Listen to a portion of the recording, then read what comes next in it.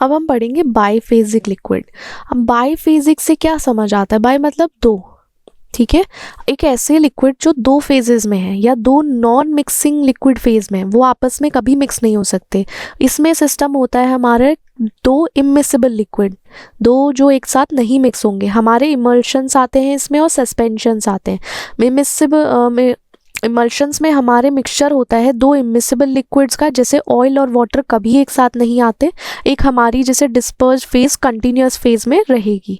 वहीं हमारा सस्पेंशन है, जैसे हमारा सॉलिड पार्टिकल लिक्विड मीडियम में, वो कभी मिक्स नहीं होगा, लाइक सस्पेंडेड रहेगा। इस तरीके से हम इसको लाइक क्लासीफाई करते हैं अपने बाईफेजिक लिक्विड को। ये हमारे फार्मास्यूटिकल्स, कॉस्मेटिक्स, केमिकल इंडस्ट्रीज में यूज़ होता है। जैसे आपने देखा है कि ऑयल और वाटर जो है हमारे मल्शन है एक तरीके से, वहीं पे ये डिफरेंट पोलैरिटी के बेसिस पे दो लिक्विड यूज़ किए जाते हैं। एक हमारा पोलर है, एक नॉन पोलर है, उनको साथ लाओगे मिक्स कैसे हो जाएंगे? तो नॉर्मल सी बात है, उनकी पोलैरिटी में डिफरेंस है, तो वो हमेशा सेपरेट रहेंगे। उनमें ना एक बीच में आपको लाइक सेपरेट लेयर दिखाई देती रहेगी। आप कभी भी आप देखना, एक बीकर लेना, वाटर होगा, उस पर ऑयल डालोगे, तो बहुत कॉमन है, आपने देखा होगा, कभी वो मिक्स नहीं होते। हमारा जो ऑयल है, ऑयल फेज ऊपर ऊपर रहेगी, तैरती रहेगी पानी के ऊपर सरफेस पे। जब आप इसको ऐसे ही छोड़ दोगे ना, अगर आप इसको, इसमें बाईफेजिक लिक्विड में जो भी प्रिपरेशन होंगी डोजेज फॉर्म की, इसमें हमेशा लिखा होगा शेक वेल बिफोर यूज़। इसलिए होता है क्योंकि अगर आप इसको नहीं, थोड़ा सा अगर बिना डिस्टर्ब किए छोड़ दोगे तो क्या होगा, पार्टिकल सेटल डाउन हो जाएंगे, या फिर आपकी जो दो लिक्विड फेज थी वो अलग अलग रह जाएंगी, एक साथ ऊपर की ऊपर नीचे की नीचे। तो ऐसा नहीं होता, ये ख़राब हो जाते हैं। बट हाँ, ये है कि इसमें हमारा अनइवन डिस्ट्रीब्यूशन हो जाता है हमारे इंग्रेडिएंट्स का, ठीक है। तो हमें बड़ा ध्यान देना है, इनको यूज़ करने से पहले इसको थोड़ी देर शेक कर लेना, जिससे कि आपका मिक्स हो जाए जो मिक्सचर है या जो भी आप ले रहे हो। जैसे इमल्शन हुआ, इमल्शन हमारे दो इमिसिबल लिक्विड से बना है, जिसमें ऑयल एंड वाटर हो गया। जो हमारा लिक्विड, एक लिक्विड होगा वो डिस्पर्स्ड फेज में होगा, वो छोटे छोटे ड्रॉपलेट्स में ब्रोक डाउन होगा, और एक हमारा होगा दूसरा वन कंटिन्यूस फेज में। इसमें आप जैसे देखोगे ऑयल इन वाटर, तो जो स्मॉल ड्रॉपलेट्स होंगी वो होगी हमारी ऑयल्स की, ठीक है। देखो, जिसकी क्वांटिटी ज़्यादा होगी उसमें, अगर आप देखोगे हमारा एक बीकर है, उसमें वाटर का कंसंट्रेशन ज़्यादा है, क्वांटिटी हम देखें अपनी, तो उसमें हमारे वाटर की क्वांटिटी ज़्यादा है। तो वहाँ पे जब आप ऑयल डालोगे वाटर में, तो ड्रॉपलेट्स बनेंगी छोटी छोटी। किसकी ड्रॉपलेट्स बनेंगी? ऑयल की ड्रॉपलेट्स बनेंगी। और वहीं आप वाटर इन ऑयल डालोगे, एक ऑयल है पूरा, उसका जो कंटिन्यूस फेज है हमारी ऑयल की है, अगर आप उसमें वाटर डालोगे ना, तो छोटे छोटे वाटर ड्रॉपलेट्स आपको दिखाई देंगे, ठीक है। वो डिस्पर्स रहेंगे। हमारा डिस्पर्स फेज हमेशा ड्रॉपलेट फॉर्म्स में दिखता है, छोटा छोटा ब्रोक डाउन हो जाता है, और जो हमारी कंटिन्यूस फेज होती है उस पर वो तैरते रहते हैं। ये हमारा है इमल्शन। अब ये ना एक ही तरीका नहीं है, इसका तीसरा तरीका है मल्टी फेज इमल्शन। उसमें क्या होते हैं, मल्टीपल इमिसिबल लिक्विड हो जाते हैं बहुत सारे, जैसे कि उसका हमने बना दिया water in oil, oil in water, ठीक है। ये दो तीन मतलब कॉम्प्लेक्स फॉर्म कर दिया हमने, कॉम्प्लेक्स सिस्टम बना दिया, जैसे oil in water, water in oil, एक ऐसा इमल्शन। तो ये भी होते हैं। सस्पेंशन देखा जाए, सस्पेंशन में हमारे जो सॉलिड पार्टिकल्स होते हैं ना किसी भी इंग्रेडिएंट के, वो डिस्पर्स रहते हैं एक लिक्विड मीडियम में बिना डिसॉल्व हुए।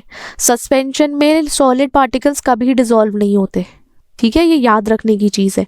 हमारा जो सॉलिड पार्टिकल्स होगा वो हमेशा सस्पेंड रहेगा लिक्विड में, और अगर आप इसको बहुत लंबे समय के लिए अपनी बॉटल को ऐसे ही छोड़ दोगे तो ये नीचे बैठ जाता है हमारी बॉटल के ना। ये थोड़ी बेकार सी बॉटल है, आप इस पर मत जाना, मतलब ये सेटल डाउन हो जाता है। अगर आप इसको अनडिस्टर्ब छोड़ दोगे तो ये सेटल डाउन हो जाता है। सस्पेंशन हमारी बहुत कॉमन फॉर्मुलेशन है, जैसे लिक्विड ओरल मेडिकेशन में हम यूज़ करते हैं, कुछ टॉपिकल की क्रीम्स हैं उसमें भी, जब हमारा एक्टिव इंग्रेडिएंट ना इनसॉल्युबल होता है लिक्विड फेज में, ठीक है, तब हम यहाँ सस्पेंशन बनाते हैं। सस्पेंशन की अगर डेफिनेशन देखी जाए, सस्पेंशन हमारा हेट्रोजेनस मिक्सचर है।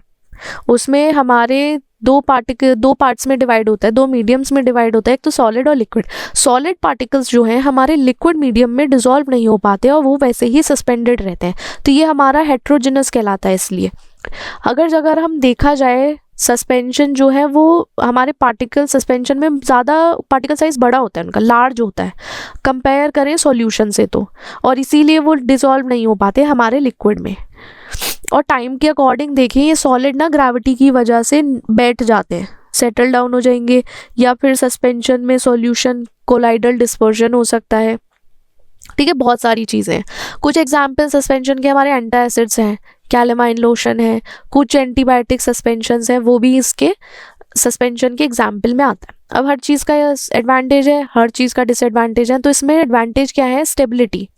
हमारा जो ड्रग है जो अनस्टेबल है सॉल्यूशन में, वो क्या करेगा? स्टेबलाइज सस्पेंशन बनाएगा।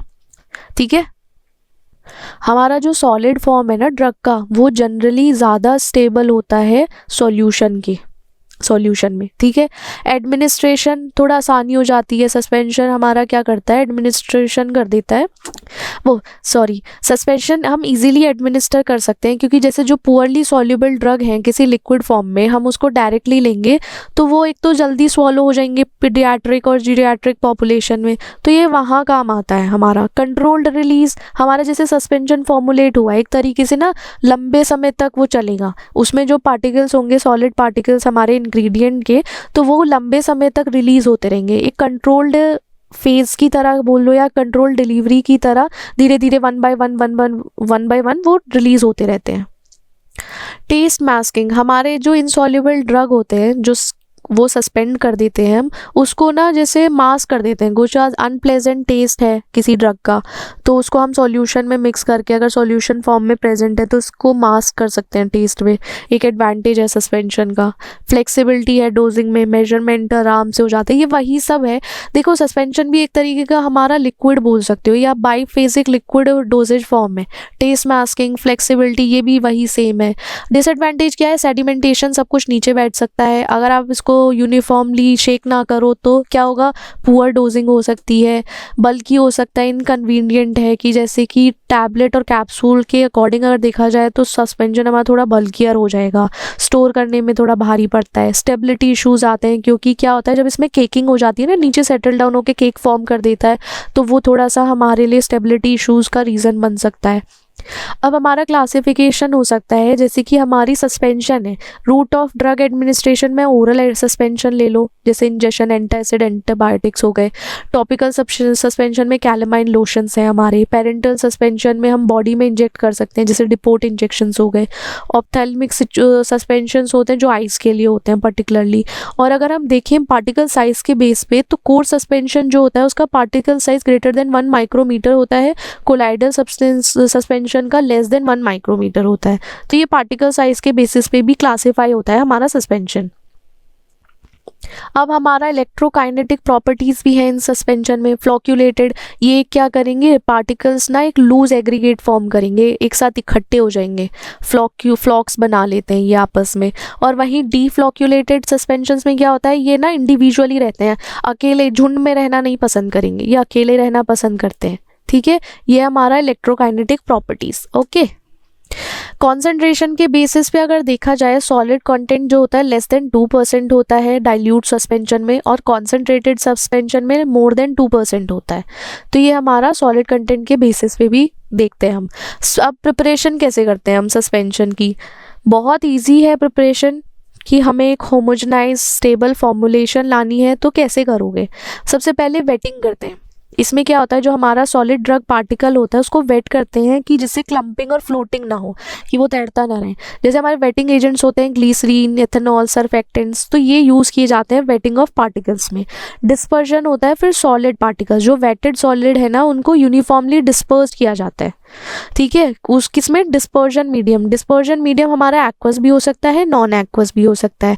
इसमें क्या करेंगे, किसी भी एक पर्टिकुलर हम बीकर में ले लो या किसी भी उसमें ले लो, वहाँ पे हमारा एक्वस या नॉन एक्वस फेज में है, वहाँ पे हम वेट सॉलिड पार्टिकल्स डिस्पर्स करेंगे। किससे करेंगे? इसको ना हम हाई स्पीड मिक्सर यूज़ करेंगे कि जिससे एकदम से मिक्स करें, और कोलाइड मिल्स भी यूज़ कर सकते हैं इस प्रोसेस में, डिस्पर्शन जब करना हो हमें सॉलिड पार्टिकल का।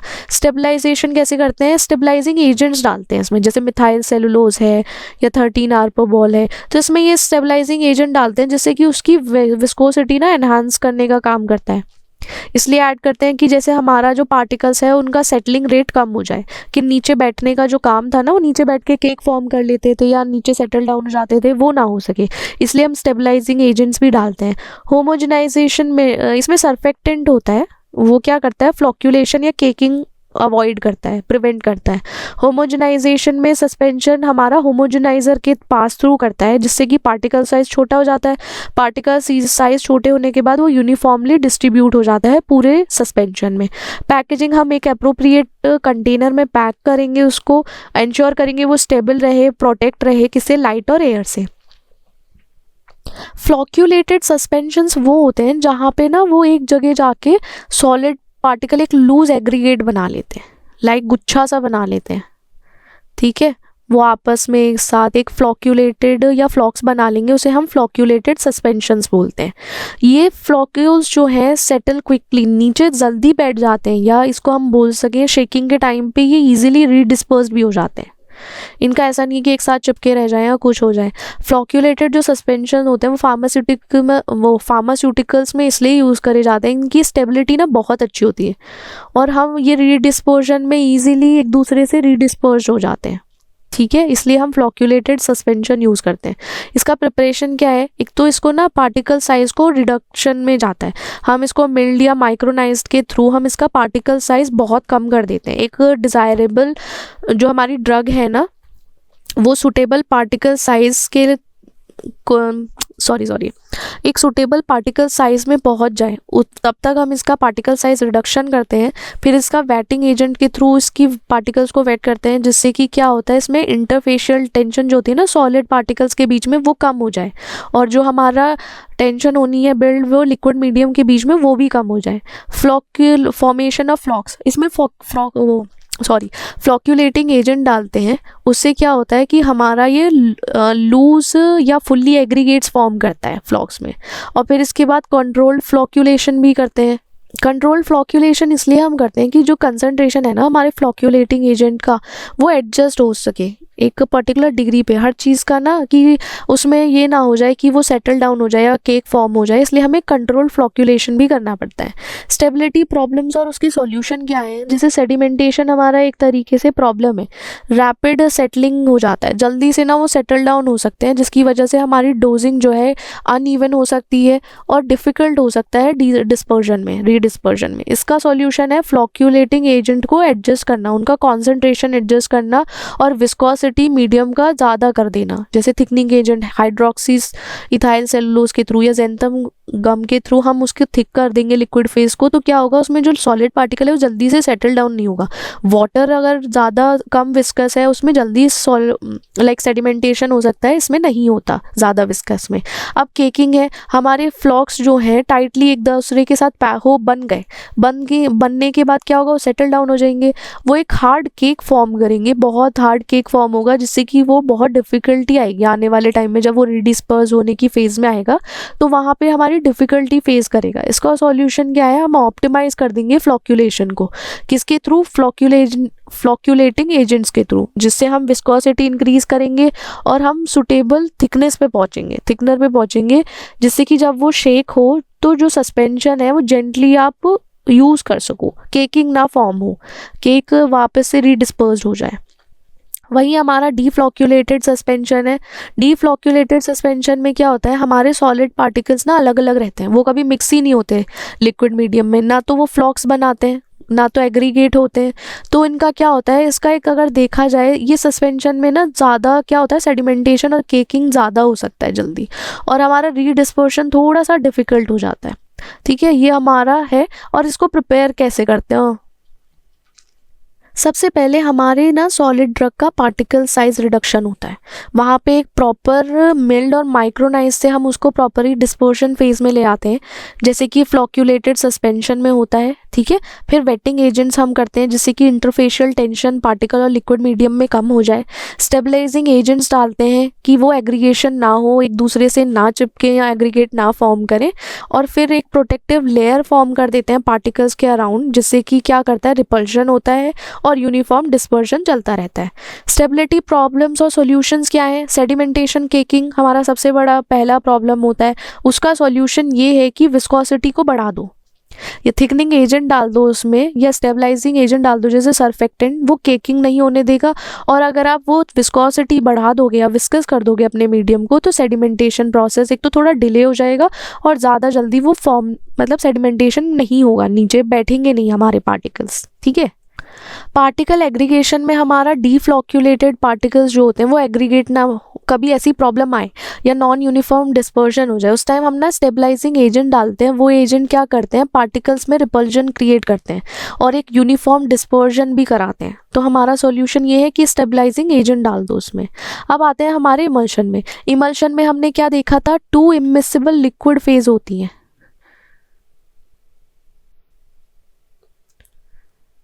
ठीक है, ये हमारी इमिसिबल लिक्विड फेज होती है। एक हेट्रोजेनस सिस्टम है, जैसे कि हमारा ऑफन हम देखें ऑयल एंड वाटर, जो भी लिक्विड डिस्पर्स्ड होगा वो स्मॉल ड्रॉपलेट्स बनाएगा। जैसे कि हमारा ऑयल इन वाटर होगा तो ऑयल के ड्रॉपलेट्स बनेंगे, अगर वाटर इन ऑयल होगा तो वाटर के ड्रॉपलेट्स बनेंगे। ये टिपिकली हमारा अनस्टेबल होता है, इसके लिए स्टेबलाइजिंग एजेंट इमल्सिफायर ज़रूरी होते हैं कि वो डिस्पर्जन मेंटेन रखें।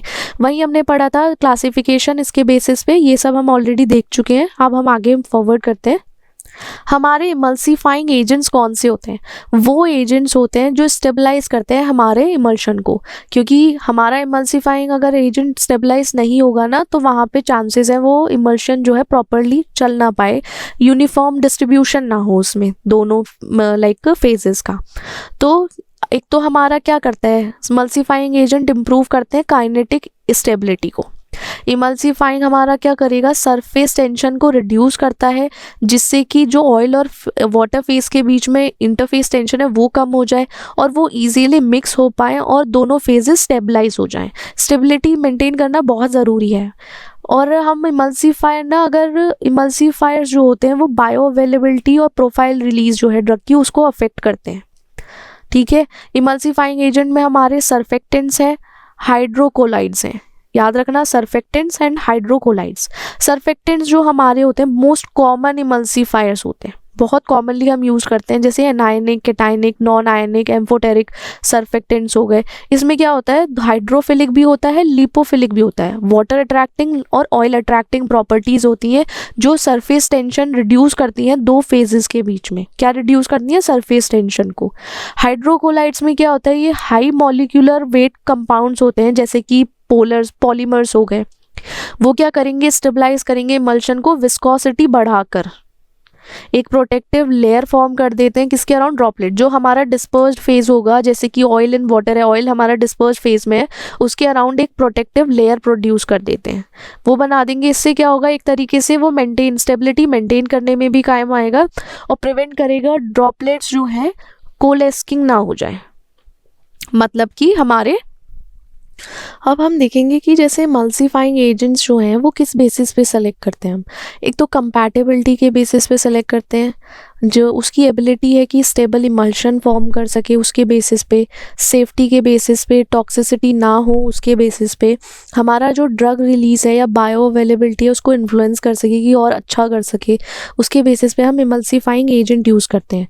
हमारा जो टेस्ट है आइडेंटिफिकेशन का, लाइक कौन कौन से टेस्ट होते हैं जिससे कि हम टाइप ऑफ इमल्शन आइडेंटिफाई कर सकते हैं, कि जैसे कि वेदर इमल्शन हमारा ऑयल इन वाटर है या वाटर इन ऑयल है, तो उसके बेसिस पे टेस्ट होते हैं आइडेंटिफिकेशन के, जैसे डाइल्यूशन टेस्ट है, कंडक्टिविटी टेस्ट है, dye solubility, filter paper test, microscopic examinations, ये सब होते हैं। सबसे पहला जो टेस्ट है हमारा डाइल्यूशन टेस्ट है। इसमें हम small amount of emulsion water के साथ लेते हैं, ठीक है, मिक्स करते हैं small amount of emulsion with water. इसमें क्या होता है, जैसे कि देखो, इफ़ इमल्शन डाइल्यूट इजीली, अगर हमारा इमल्शन जो है डाइल्यूट आराम से हो जाता है और वो होमोजेनस स्टेट पे पहुंच जाता है, जैसे कि हमारा ऑयल इन वाटर इमल्शन, और जैसे कि हमारा इमल्शन मिक्स नहीं होता और हेट्रोजेनस पे पहुंच जाता है, वो हमारा होता है वाटर इन ऑयल इमल्शन। ये हम देख रहे हैं कि हमारा जो इमल्शन है ना, अगर वाटर के साथ इजीली मिक्स हो जाता है तो हम कैसे कैटेगराइज करेंगे, हमारा इमल्शन वाटर के साथ मिक्स हो गया तो सोचो हम ऑयल इन वाटर इमल्शन में है, और हमारा इमल्शन मिक्स नहीं हुआ और हेट्रोजेनस फेज में आ गया तो हमारा वाटर इन ऑयल इमल्शन है। ठीक है, तो ये हमारा कैसे वर्क करता है, क्योंकि जो हमारा कंटिन्यूस फेज है ना वो डाइल्यूट हो जाएगा किसी भी सॉल्वेंट का सेम नेचर का। जैसे हमारा कंटिन्यूस फेज CP जो है हमारा, वो है हमारा वाटर हो गया, तो हमारा इमल्शन है वो वाटर के साथ है, तो इमल्शन जो है हमारा इजीली डिस्पर्स्ड हो जाएगा किस फेज में, कंटिन्यूस फेज में, तो हम क्या कहेंगे, ऑयल इन वाटर है इमल्शन, ठीक है, होमोजेनस फॉर्म होगा। अब हमारा वहीं पे देखा जाए कंडक्टिविटी टेस्ट, कंडक्टिविटी टेस्ट में क्या करते हैं, हम इलेक्ट्रिकल कंडक्टिविटी चेक करते हैं अपने इमल्शन की। जैसे हमारा ऑयल इन वाटर इमल्शन है, वो कंडक्ट करेगा इलेक्ट्रिसिटी किसकी वजह से, वाटर की वजह से, जो कंटिन्यूस फेज में है। और वहीं वाटर इन ऑयल इमल्शन होगा तो वहाँ पे इलेक्ट्रिसिटी कंडक्ट नहीं हो पाएगी, क्योंकि हमारा ऑयल जो वो ऑयल प्रेजेंट है कंटिन्यूस फेज में, वो नॉन कंडक्टर है। तो ऐसे अगर टेस्ट पास किया, लाइक इलेक्ट्रिसिटी कंडक्ट हुई तो हमारा ऑयल इन वाटर है, नहीं हुई तो वाटर इन ऑयल है। जो क्या करेंगे हम ना, इलेक्ट्रोड्स इंसर्ट करते हैं और किसके साथ, कंडक्टिविटी मीटर के साथ, किसमें, इमल्शन में। अगर करंट फ्लो किया तो वो हमारा ऑयल इन वाटर इमल्शन है, अगर करंट नहीं फ्लो किया तो हमारा वाटर इन ऑयल इमल्शन है। वहीं आता है हमारा टेस्ट डाई सॉल्युबिलिटी में। हम वाटर सॉल्युबल डाई यूज़ करते हैं जैसे कि मिथाइलिन ब्लू, और ऑयल सॉल्युबल डाई यूज़ करते हैं सुडान 3 और 4। अगर हमारा वाटर सॉल्युबल डाई जो है वो यूनिफॉर्मली डिस्पर्स हो जाएगी, एक प्रॉपरली डिस्पर्स हो गई तो हमारा इमल्शन जो हुआ वो ऑयल इन वाटर है। और अगर हमारी ऑयल सॉल्युबल हो गई, ऑयल सॉल्युबल डाई जो है वो डिस्पर्स हो गई, तो हमारा इमल्शन है वाटर इन ऑयल। क्योंकि देखो ऑयल में डिसॉल्व होगा, उससे फ़र्क नहीं पड़ता कि हमारे ड्रॉपलेट्स फॉर्म है वाटर के, और यहाँ अगर वाटर कंटिन्यूस फेज में डिसॉल्व हो गया है तो उससे फ़र्क नहीं पड़ता ऑयल से। ठीक है, फिल्टर टेस्ट करेंगे हम। क्या करेंगे, एक ड्रॉप ऑफ इमल्शन लेंगे फिल्टर पेपर पर। ठीक है, ले लिया हमने, फिल्टर पेपर पे इमल्शन की ड्रॉप ली। अगर वो स्प्रेड हो गई और एक ट्रांसल्यूसेंट स्पॉट दिया उसने, तो हम ये मान लेंगे कि हमारा ऑयल इन वाटर इमल्शन है, क्योंकि वाटर जो है हमारा स्प्रेडिंग और इवोपरेटिंग प्रॉपर्टीज़ रखता है। एकदम वाटर हमारा स्प्रेड हो जाता है ना, तो इस तरीके से हम मानेंगे। और अगर हमारा वो स्पॉट नहीं डिस्पर्स्ड हुआ या स्प्रेड नहीं हुआ, तो मान लो कि हमारा ऑयल स्पॉट है, वाटर इन ऑयल इमल्शन है। ठीक है, स्प्रेड हुआ तो ऑयल इन वाटर, नहीं हुआ तो वाटर इन ऑयल। ठीक है, सबकी अपनी अपनी खुद की एक स्पेसिफिक क्वालिटी है, जो हमारे टेस्ट ये प्रूव करेंगे कि कौन सा इमल्शन है कौन सा नहीं है। अब हमारा आता है माइक्रोस्कोपिक एग्जामिनेशन। अब हम माइक्रोस्कोपिक एग्जामिनेशन में ना अपने इमल्शन को माइक्रोस्कोप के अंडर में देखेंगे। अब सोचो, जो डार्क सर्कल आ गया है लाइट बैकग्राउंड में, हमारा डार्क सर्कल आ गया है, वो किसकी वजह से है, ऑयल ड्रॉपलेट्स की वजह से। तो हम क्या कहेंगे, हमारा ऑयल इन वाटर इमल्शन है। और वाटर ड्रॉपलेट्स अगर अपीयर हुआ तो कैसा कलर आएगा, लाइट सर्कल आएगा डार्क बैकग्राउंड में, लाइट बैकग्राउंड में डार्क सर्कल आएगा, डार्क बैकग्राउंड में लाइट सर्कल आएगा। तो अपना बैकग्राउंड के बेसिस पे हम देखेंगे कि हमारा एक ना लाइट सा बैकग्राउंड है, वहाँ पे डार्क सर्कल आ रहा है, डार्क सर्कल है ऑयल। ठीक है, आप नॉर्मली भी अगर देखोगे ना, आपका ऑयल एक थोड़ा सा ना डार्क सा अपीयरेंस दे देता है, अगर कहीं आपके क्लोथ्स पे भी गिर जाए वैसे भी, तो उससे समझ जाना। ऑयल ड्रॉपलेट्स जो है वो हमारा ऑयल इन वाटर इमल्शन होगा। वाटर ड्रॉपलेट जब डार्क बैकग्राउंड में लाइट सर्कल देगा तो हमारा वाटर इन ऑयल इमल्शन है। अब हम प्रिपरेशन देखेंगे कि हम इमल्शन कैसे तैयार कर सकते हैं। दो इमिसिबल लिक्विड को साथ में लाके उनका एक मिक्सचर जो बनता है उसे हम इमल्शन कहते हैं। जहाँ पे एक लिक्विड हमारा डिस्पर्स्ड फेज में होता है, वो ड्रॉपलेट्स फॉर्म करेगा दूसरे के अंदर, और जो दूसरा होगा हमारा वो कंटिन्यूस फेज में होगा। ठीक है, मेथड्स हैं कुछ मेथड, जैसे ड्राई गम मेथड है, कॉन्टिनेंटल मेथड बोलते हैं जिसे, वेट गम मेथड है, इंग्लिश मेथड बोलते हैं, बॉटल मेथड है जिसे फोर्ब्स बॉटल मेथड बोलते हैं, बीकर मेथड है, ऑक्सिलरी मेथड। तो अब हम एक एक करके ना इन सब मेथड्स को पढ़ेंगे। हमारा dry gum method continental method भी कहलाते हैं। इसे टिपिकली हम क्या बोलते हैं, ऑयल इन वाटर इमल्शन, जहाँ पे हमारा एकेसिया जो होगा इमल्सिफाइंग एजेंट माना जाएगा। ठीक है, याद रखना, ड्राई गम मेथड में ऑयल इन वाटर होता है और एकेसिया हमारा इमल्सिफाइंग एजेंट है। हम ना 4 पार्ट्स लेंगे ऑयल के। ठीक है, मिक्स करेंगे 4 पार्ट्स ऑयल के, जिसमें हमारा वेजिटेबल ऑयल भी हो सकता है, मिनरल ऑयल भी है। वहाँ केसिया पाउडर के हम 2 पार्ट लेंगे मोटर में लेके उसके बाद हम मिक्सचर को क्या करेंगे, ट्राइचुरेट करेंगे पेस्टल से। मोटर पेस्टल, ट्राइचुरेशन में हम मोटर पेस्टल यूज़ करते हैं ना, तो पेस्टल से ट्राइचुरेट करेंगे जब तक कि एक यूनिफॉर्म ब्लेंड ना आ जाए उस मिक्सचर का। फिर वहाँ पे हम 4 पार्ट में उसमें वाटर डालेंगे, एक्वस फेज डालेंगे एक साथ। ठीक है, क्योंकि ऑयल इन वाटर है ना हमारा, और हम उसको ट्राइचुरेट करते रहेंगे जब तक कि एक थिक क्रीमी इमल्शन ना बन जाए, थोड़ा मोटा सा क्रीमी सा इमल्शन ना बन जाए, तब तक हम करते रहेंगे। फिर क्या करेंगे, ग्रेजुअली उसमें और पानी डालेंगे। पानी डालने के बाद उसको मिक्स करते रहेंगे जब तक कि हमें डिज़ायर्ड वॉल्यूम ना मिल जाए और उसकी एक पर्टिकुलर कंसिस्टेंसी ना आ जाए। हमने एक मोटर लिया, मोटर में ऑयल डाला, उसमें हमने ऑयल, जो हमारा ऑयल पार्ट था वो डाला, फिर उसमें हमने अपना इमल्सिफाइंग एजेंट अकेसिया डाला, मिक्स किया, ट्राइचुरेट किया, ट्राइचुरेट करने के बाद उसमें हमने वाटर डाला, वाटर डालने के बाद फिर उसको ट्राइचुरेट किया जब तक क्रीमी इमल्शन नहीं बन जाता, और धीरे धीरे ग्रेजुअली हम इसमें और ज़्यादा पानी डालेंगे जब तक कि हमें लगेगा कि इसका वॉल्यूम अचीव नहीं हो गया है या पर्टिकुलर एक कंसिस्टेंसी नहीं आ गई है। ठीक है, ये हम ड्राई गम मेथड में पढ़ते हैं। फिर आता है wet gum method. Wet gum में क्या होगा, हम इसमें oil and water emulsion method use करेंगे। कैसे बिगिन करेंगे, हम एक म्यूसिलेज फॉर्म करेंगे गम का। इसमें प्रोसेस ये है, हम इसमें 2 पार्ट लेंगे अकेसिया पाउडर के, 4 पार्ट लेंगे वाटर का। ठीक है, 2 पार्ट इन 4, अकेसिया गम के 2 पार्ट पाउडर का और 4 पार्ट हमारा वाटर होगा। फिर उसको हम मोटर में लेंगे और म्यूसिलेज फॉर्म करेंगे। म्यूसिलेज बन जाएगा एक। म्यूसिलेज बनने के बाद हम स्लोली उसमें 4 पार्ट ऑयल का ऐड करेंगे म्यूसिलेज में, ट्राइचुरेट करेंगे पेस्टल से जब तक कि एक यूनिफॉर्म इमल्शन ना बन जाए। जब तक यूनिफॉर्म इमल्शन नहीं बनेगा हम आगे फॉरवर्ड नहीं करेंगे, और फिर जब ये बन जाएगा हम उसमें पानी डालेंगे। धीरे धीरे ग्रेजुअली हम और पानी डालेंगे या एक्वा सॉल्यूशन डालेंगे जब तक कि मिक्स ना हो जाए। वही है, हमें कहाँ तक पहुँचना है, एक डिजायर्ड कंसिस्टेंसी ना पहुँच जाए या कोई एक वॉल्यूम ना अचीव कर ले, तब तक हम करते रहेंगे। ये हमारा वेट गम मेथड है। फिर हमारा बॉटल मेथड है, जिसमें हमारा फोर्ब्स बॉटल मेथड आता है। ये मेथड हमारा स्मॉल स्केल प्रिपरेशन पे तो काम करता है।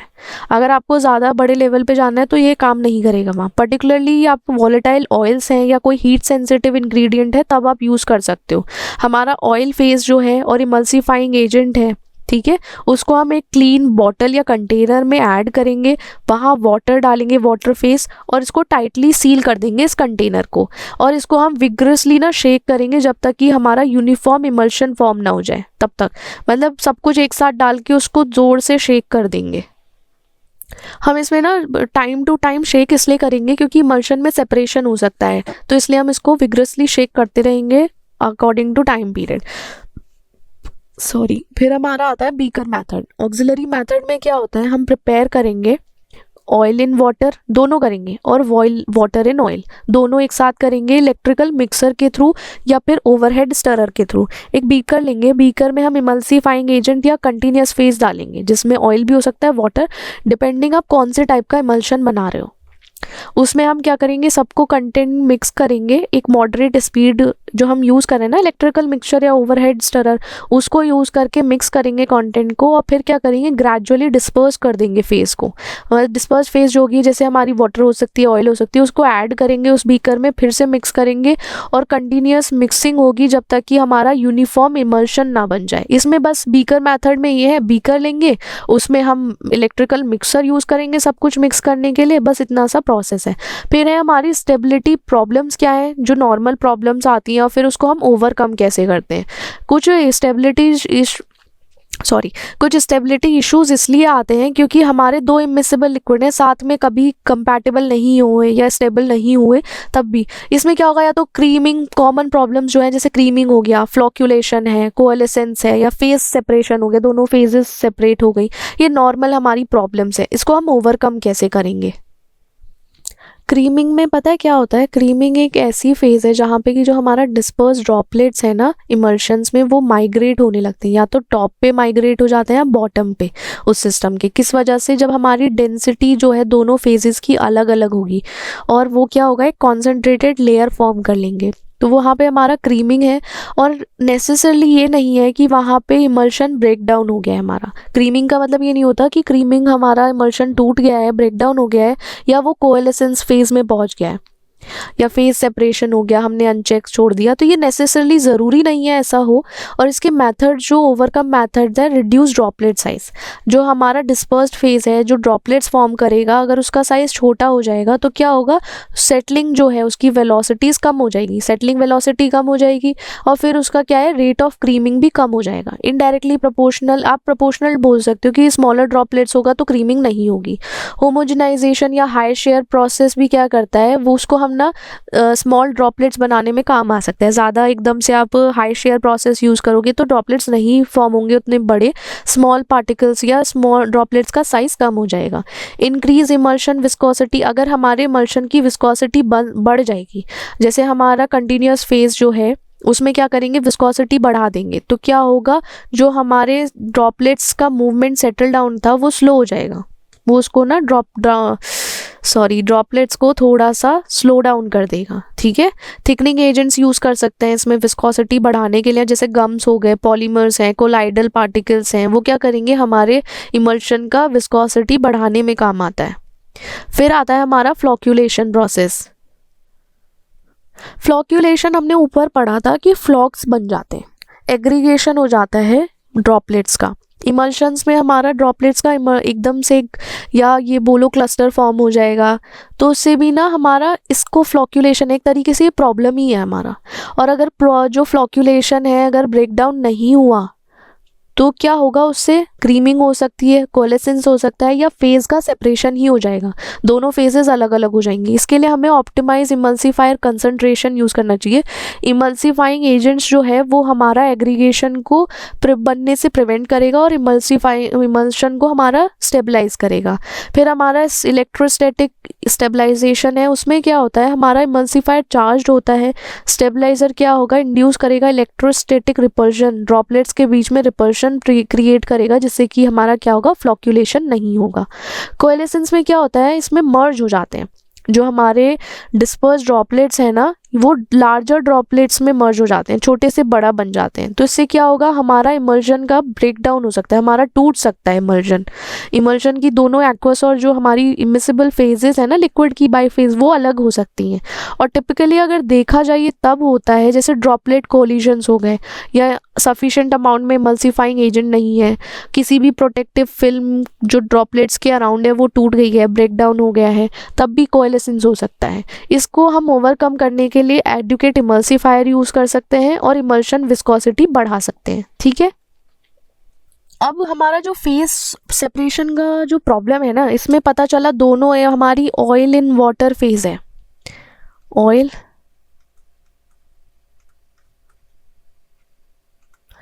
इन वाटर फेज जो है वो दोनों ही सेपरेट हो गई, ऑयल अलग हो गया, वाटर अलग हो गया, तो दोनों अलग अलग फॉर्म हो गया, उसे हम फेज सेपरेशन बोलते हैं। हमारा इमल्शन जो है वो ब्रेक डाउन हो गया।